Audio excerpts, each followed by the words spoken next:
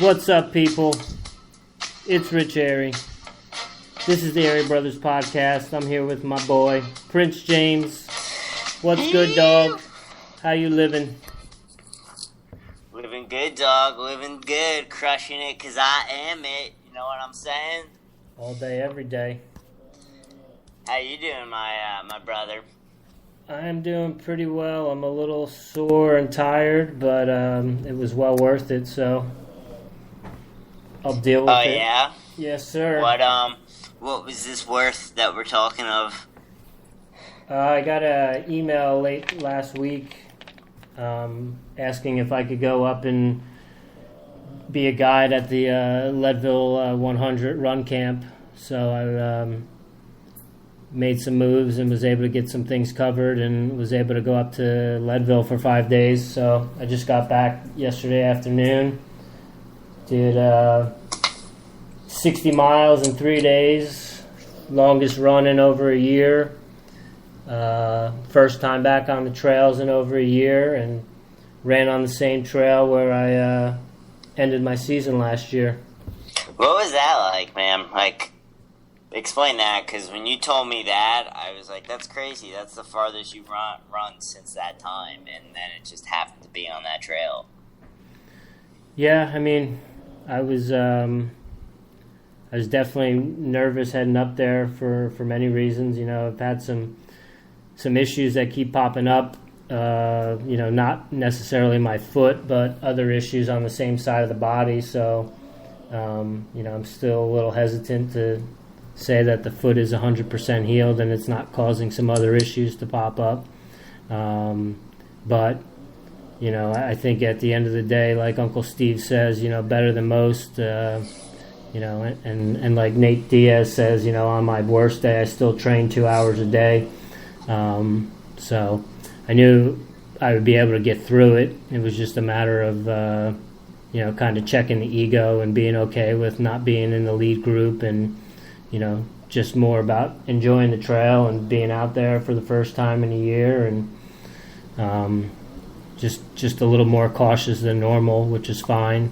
The biggest thing was running on that trail where I broke my foot last year. I was just trying to pinpoint where it was, and I just couldn't figure it out. And I must have been really stupid last year because it certainly didn't seem as gnarly as I remembered it being last year at night, and it was pretty mellow, and I got through that section all right. And after I got through that section, I worked my way back up to the front group and was able to finish with the front guys. So all in all, it was a good weekend. That's awesome, dude. I'm stoked to hear that. I know how much you want to be up in those mountains running, so I'm stoked you got to do that. Did you have a new headlamp on that trail? Yeah, dude, I did. It was actually kind of a cool little situation. I had dropped off a bunch of gear, shoes, and packs, and some clothes last year at the consignment shop up there, the thrift store up there, and they just said they would put whatever sold they would put in an account for me. So I brought a bunch of stuff back up there, a lot of that Hoka gear that I never wore, and a bunch of Hokas and some other stuff, and I actually had $130 credit to my name. So I asked them if they had a headlamp, and they had one of the top of the line headlamps that was like, it was like $180.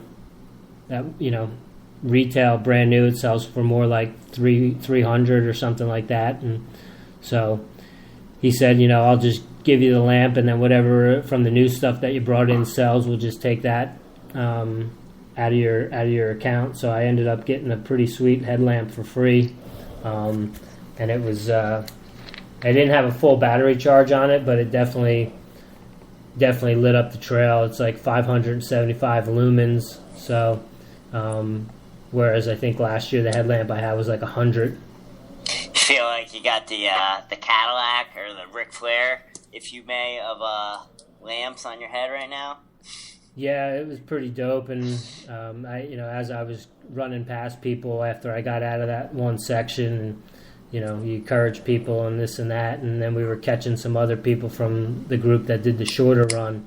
I got multiple comments about how great my headlamp was, so it was definitely a huge relief to be on the trails with that lamp. It definitely makes a huge difference, and I think with a full battery charge, I'd be able to get through that section in the dark, considering where I got to in the daylight in 2014. So, yeah, I think it's pretty good. You can get higher lumens, but, I think what I have is plenty. Right on. What shoes did you run in this weekend? Nike Pegasus, bro. Yeah, how'd they feel? How'd the foot feel? How'd the hip feel? Everything felt fine. I think most of my soreness from Saturday's run was probably more from sitting for 11, 12 hours in the car on Friday. The hip was a little tight, but, it wasn't too bad. And, the thing is up there, it's like a lot of those sections are hiking, so it's like, yeah, you're out there for 26 miles and 5 hours or whatever it was, but there's a good part of that where you're hiking, so everything felt fine. I noticed the foot felt I felt it a little for the first time ever, but I think that was just more because of the rocks and the roots and stuff, but definitely trying to be super careful about it and just get through the weekend in one piece. Was there any time when you were out there where you felt like you were in over your head or you were taking on more than you could handle? Not really. Not at all. I mean, it was just more... Well, how'd the lungs feel? Like, the reason I asked that is for the listening audience, it's 10,000 feet, and you're probably running way higher than that. So it's like you really haven't been doing much of that prior, plus the mileage. Yeah, I made a comment to Harry and Victoria, that was the best I felt at altitude, upon arrival. Usually you get there right away and you notice it, like you're just walking around, you feel a little bit like labored breathing, but I felt really good, and, I had trouble sleeping, but that's always the case for me, and I think, climbing is climbing, so whether you're at sea level and you're climbing for 4 miles straight or you're at 10,000 going to 12,000 feet climbing, it's still going to suck, you know what I mean? Like, sure, there's less air, but it's just hiking and climbing is what it is, so it's just a matter of keeping your head down and moving forward, and eventually it's going to level out and it's going to start to go downhill again. I find, where I get myself in trouble is on those flatter, faster sections that are really runnable, and it just feels like I'm back home running East Avenue, so I start to let it rip, and that's where I get myself in trouble because, I want to run faster than what I can, so that takes a little bit of adjustment, but all in all, I felt really good up at 10,000 feet, surprisingly, that was a combination of the altitude and the distance and the trails. I was definitely nervous heading into it, but after that first 26 miler, I was good to go. I was still a little nervous about the night run, but it wasn't about, the distance or anything. It was just about going back on that same trail at night, with the foot. But all in all, it was good, solid running, good, solid training.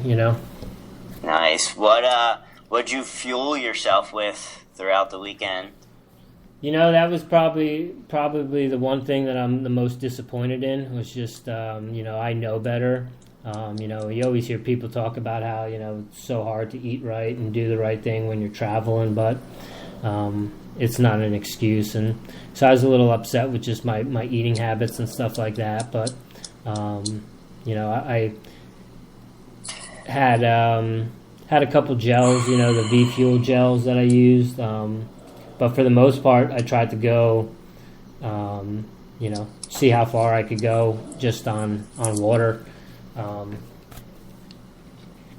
checking to see if I really am fat adaptive and can run, at pretty low intensities for very long times with very little fuel. I think that might have added to my soreness factor, but overall I went pretty far on very little. Did you what was it, 3-day camp? Yeah. Saturday, Sunday, Monday night.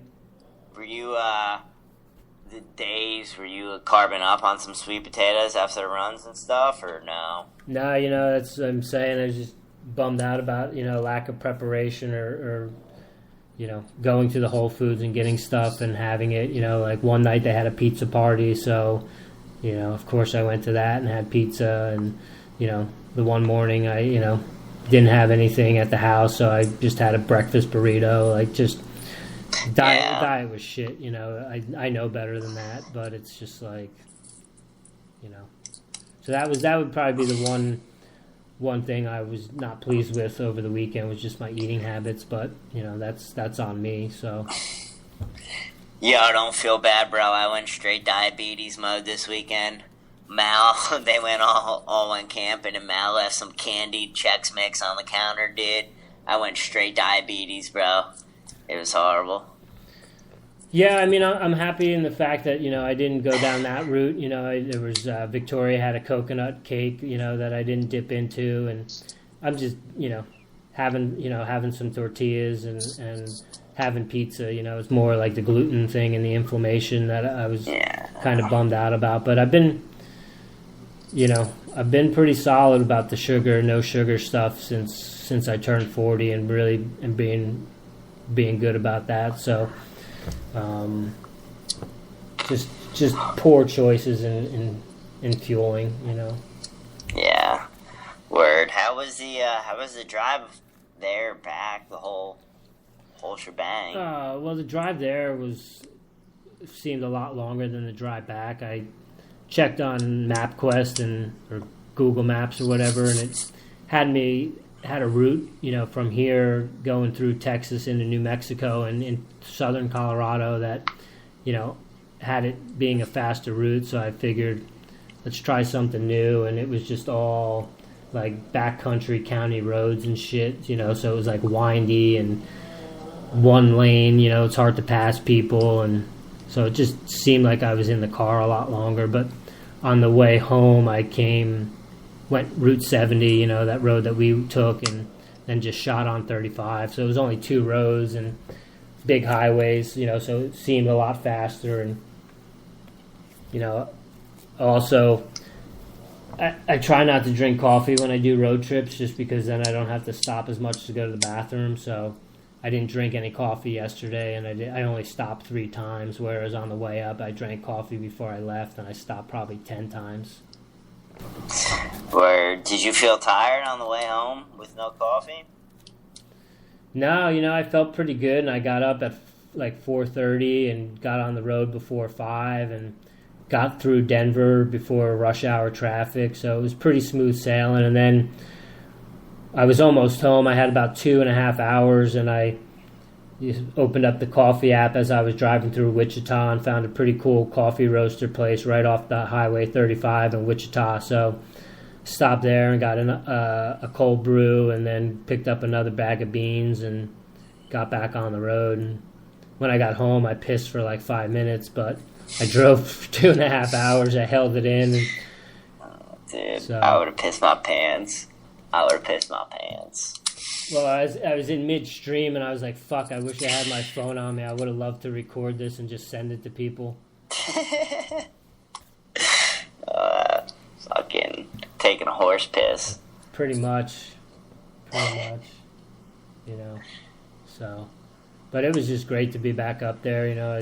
So many people I've made friends with over the past 2 years that, were either there for the camp or still live there, and so it was really good to connect with all those people. And people at the race camp, the race people were super stoked and pretty pumped that I made it through in one piece, so it was just good. And it's just good to be up there and kind of be able to help people that are in that situation where I was in 2014, where you're scared shitless and